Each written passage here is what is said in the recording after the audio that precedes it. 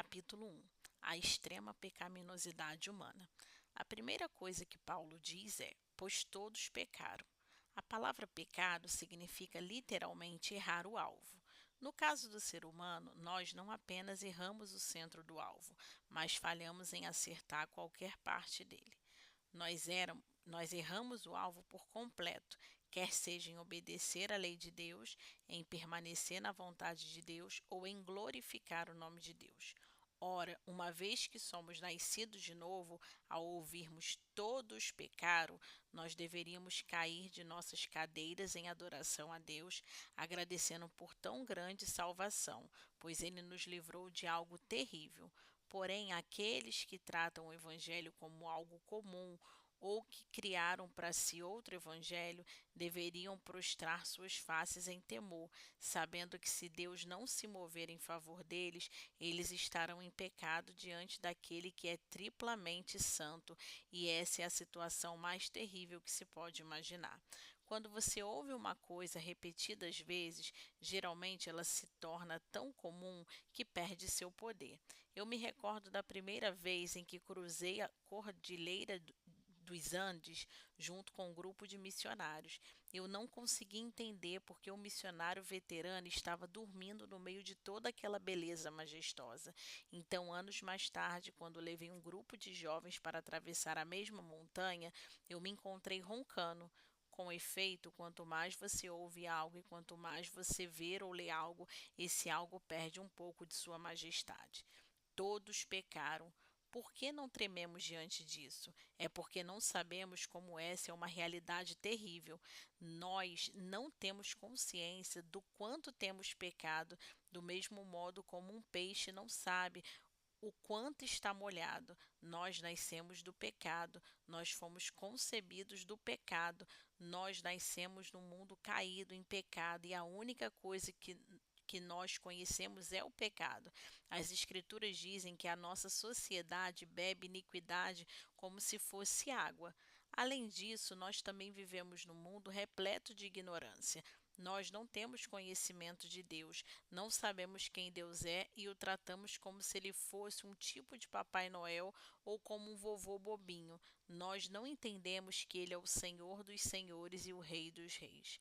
Ao considerarmos o livro de Romanos, nós vemos o apóstolo Paulo nos apresentando a coisa mais próxima que temos de uma teologia sistemática. Ainda assim, ele toma os seus 3 primeiros capítulos e trabalha com toda a sua força, tendo um único objetivo: fazer os homens desistirem de qualquer esperança carnal, fechá-los dentro de uma cova, trancar as portas, remover suas mentes qualquer alívio na carne, a fim de que eles clamem a Deus por misericórdia. Quando nós vamos pregar o Evangelho em um campo missionário, precisamos perceber que todo o nosso trabalho é uma absoluta catástrofe e que experimentaremos fracasso atrás de fracasso. A parte do poder de Deus para ressuscitar homens mortos e odiadores de Deus. Nós precisamos de nossa pregação convencer os homens através das Escrituras com toda a nossa força de que todos nós pecamos. Muitos dos pregadores famosos atualmente estão ganhando tanta popularidade porque fazem de seu propósito não falar sobre o pecado. Porém, ao agirem dessa forma, eles vão contra a obra do nosso Senhor, que constantemente pregava sobre o pecado. Eles vão contra a obra dos apóstolos, que trabalharam com toda a sua força intelectual, movidos pelo Espírito Santo, de revelar o pecado ao homem. E principalmente eu posso lhe assegurar que um pregador ou missionário que não fala sobre o pecado não tem a obra do Espírito Santo em sua vida, porque uma das grandes tarefas do Espírito Santo é convencer os homens do pecado, da justiça e do juízo, como diz João 16:8. Quando você não crê nisso, você não está trabalhando contra o Espírito Santo. Muitos questionam a Deus o porquê de o inferno ter duração infinita, se nós temos uma vida limitada de pecados. A principal razão disso é esta: cada pecado que você comete é cometido contra um Deus infinitamente digno e bom. Logo, seu pecado é de gravidade infinita. O problema é que nós nos esquecemos de que o pecado ainda é pecado. Veja a maneira como falamos sobre ofender ao Senhor.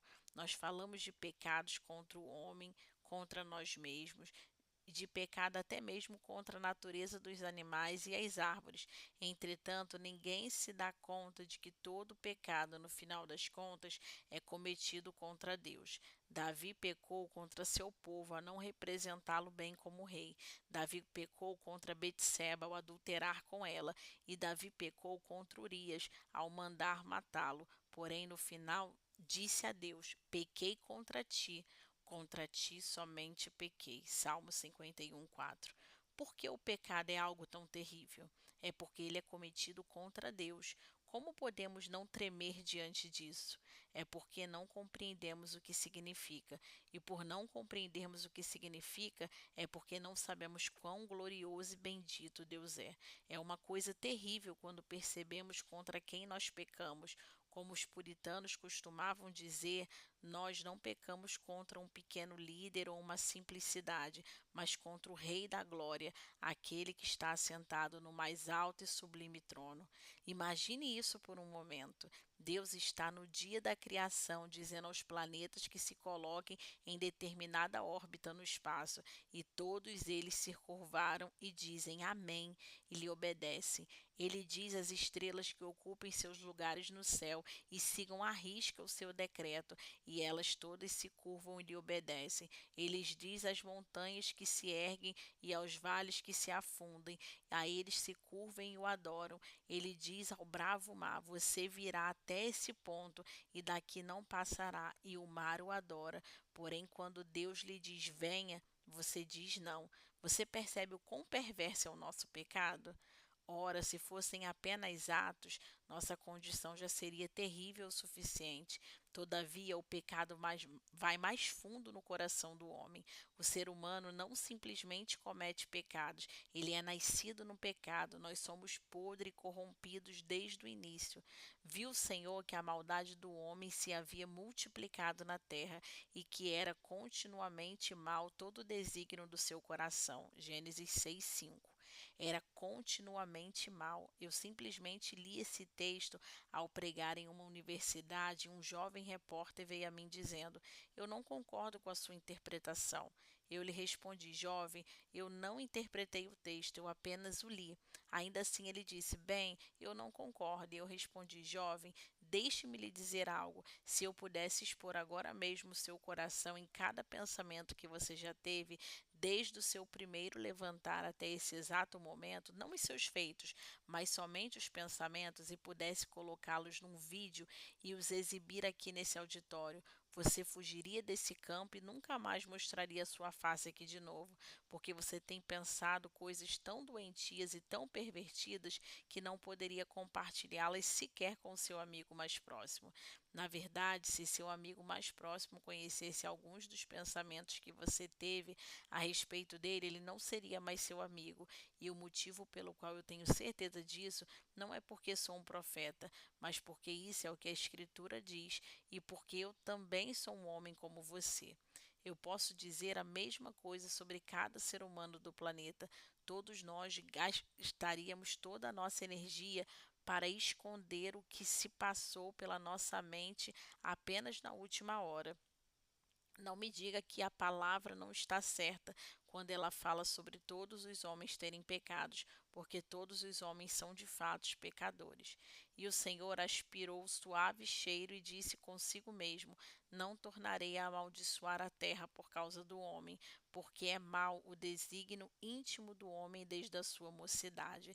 Gênesis 8, 21. Isso pode significar maldade desde a infância, maldade desde bebê. Deixe-me compartilhar algo que um funcionário de penitenciária disse muito tempo atrás a respeito da natureza humana. Imagine por um momento um bebê de 18 meses que você está segurando em seus braços. Então, esse bebê vê um relógio brilhante no seu pulso e tenta pegar o seu relógio. Você afasta a mão dele e diz: Não. Ele começa a chorar e a se mexer em seus braços e então se estica até o relógio novamente. Você se afasta a mão dele e diz não. Ele começa a gritar e chorar. Então se estica de novo e você diz não. Ele começa a jogar os braços até mesmo na direção do seu rosto. Ora, eu lhe digo que a natureza humana é de tal forma que se esse bebê de 18 meses tivesse a força de um homem de 18 anos, ele o espancaria ali onde ele estava. Papai arrancaria o relógio do seu braço e passaria pelo seu corpo ensanguentado em direção à porta sem sentir nenhum remorso. Eis algo aqui que precisamos entender. Hitler não foi uma anomalia. Hitler não foi um fenômeno extraordinário. Hitler foi o que cada frequentador dos cultos dominicais tem o potencial de ser. E não somente isso, mesmo em toda a sua maldade, Hitler ainda era restringido pela graça comum de Deus. E precisamos reconhecer isso. Quando não éramos convertidos, se não fosse pela graça comum de Deus nos restringindo, nós faríamos com que Hitler parecesse um coroinha.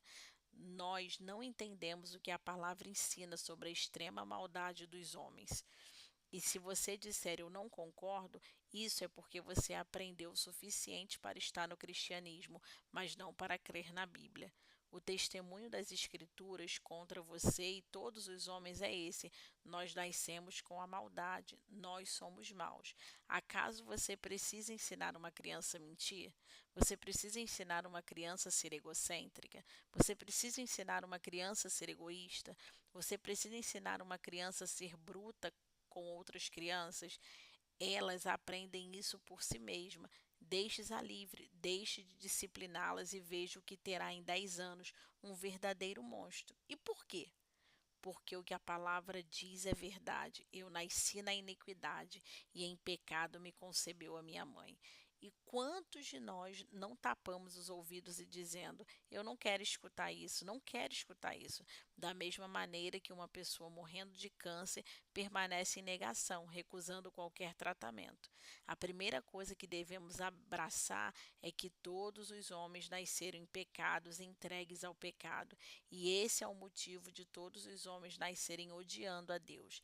Alguém pode retrucar que nunca odiou a Deus, mas ele não percebe que, se isso fosse verdade, a Bíblia estaria mentindo para nós. Absolutamente todo homem odiou a Deus em seu estado não convertido, porque a Escritura declara que outrora éramos inimigos, Colossenses 1:21, e que éramos por naturezas filhos da ira, Efésios 2:3. Outro pode contestar, alegando que ama a Deus desde pequeno. No entanto, o que amávamos era uma imagem de Deus criada por nossa própria mente, e era isso que amávamos de tal modo que, se alguém nos apontasse o Deus da palavra, nós rapidamente ficaríamos irados, dizendo: eu nunca poderia amar um Deus como esse. Já perdi as contas de quantas vezes alguns bons membros de igreja me disseram que amaram a Deus por toda a vida, e depois de eu sentar com eles apenas por 30 minutos para expor a palavra, algumas crenças cristãs históricas sobre Deus, eles diziam assustados: esse não é o meu Deus. E eu tinha que responder: claro que não, mas é o Deus da palavra.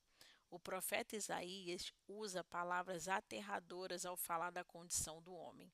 Mas todos nós somos como o imundo, e todas as nossas justiças como trapo de imundície.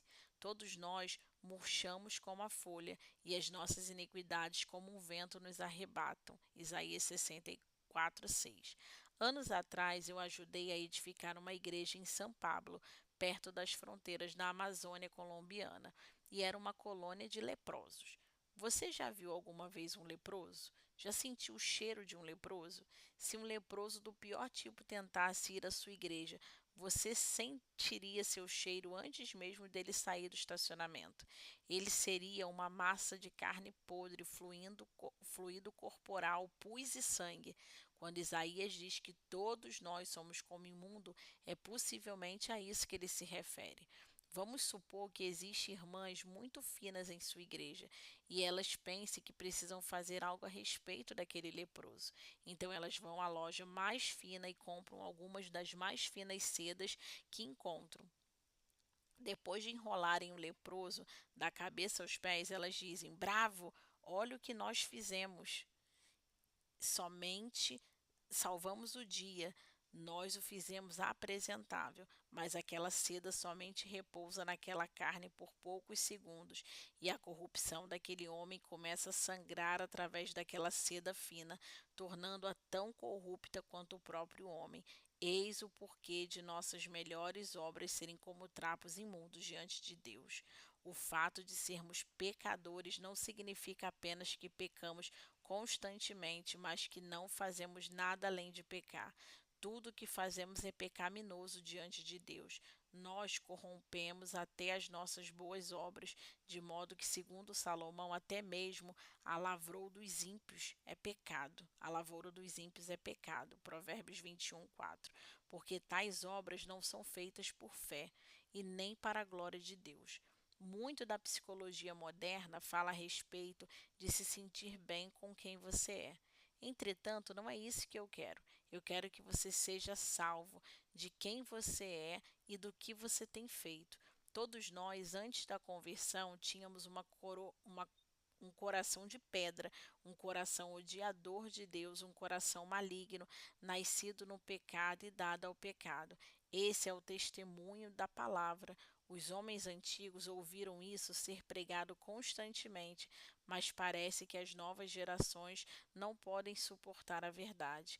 Antes preferem ser enganadas e pensar bem de si mesmos. Contudo, um homem que não aceita a sua própria doença não pode ser curado. Um homem que não tem todas as suas esperanças moídas a respeito de seus próprios méritos, valor e justiça pessoal não pode voltar-se para Cristo. Nós precisamos entender que estamos destituídos de qualquer valor e que há somente um Salvador e seu nome é Jesus. O problema é que hoje em dia é tudo sobre o ego. Os homens são cheios de egos. Precisamos entender que os homens não necessitam de mais autoestima, de afeto. Eles precisam perceber que esse é exatamente seu maior problema. Eles precisam, na verdade, estimar o único que é digno de estima, Deus, e entregar-se a Ele. No entanto, para viverem, crerem e pregarem dessa forma, os homens devem saber quem Deus é. Paulo expressa nossa extrema pecaminosidade de modo eloquente nas cartas de Romanos. Não há justo, nenhum sequer. A palavra justo é sinônimo de reto, referindo-se a um padrão. Para ser justo, você tem que estar perfeitamente alinhado a certo modelo, e se você não está moldado àquele padrão de retidão, você está distorcido. Em outras palavras, você está pervertido. O padrão e a natureza de Deus e a lei de Deus. O problema é que a Bíblia diz que ninguém, absolutamente ninguém, pode jamais se conformar com o padrão da santa natureza de Deus e ao padrão da santa lei de Deus. Todos nós nos tornamos distorcidos e deslocados. Paulo continua dizendo que não há quem entenda, não há quem busque a Deus. Se você alguma vez realmente buscou a Deus, é apenas porque ele o buscou primeiro. O texto prossegue, deixando clara a nossa maldade. Todos se extraviaram, a uma se fizeram inúteis. Não há quem faça o bem, não há nenhum sequer. Romanos 3,12. Quantas pessoas, mesmo aquelas que se colocam na esfera do cristianismo, dizem que irão para o céu porque não são tão más? Elas dizem que irão para o céu porque são boas, mas qual é o testemunho das Escrituras? Não existe alguém bom, nenhum sequer, absolutamente nenhum. Todos pecaram. Você me diz, irmão Paul, mas eu não pequei tanto. Todavia, quanto você tem que pecar?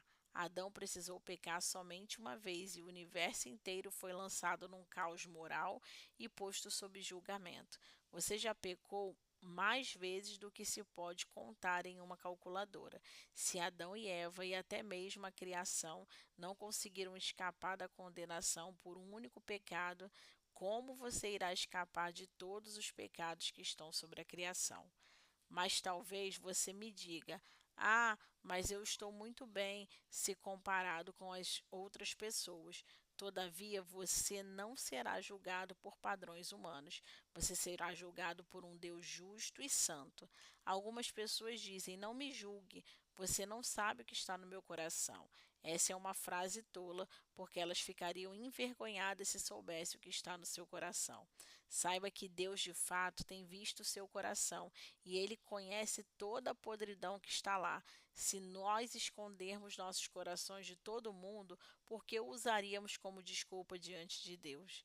As pessoas dizem que nós não os conhecemos realmente, mas nunca nos deixariam vê-las sozinhas no secreto. Nós somos julgados pela acusação das nossas consciências. Todos pecaram e carecem da glória de Deus. Romanos 3:23.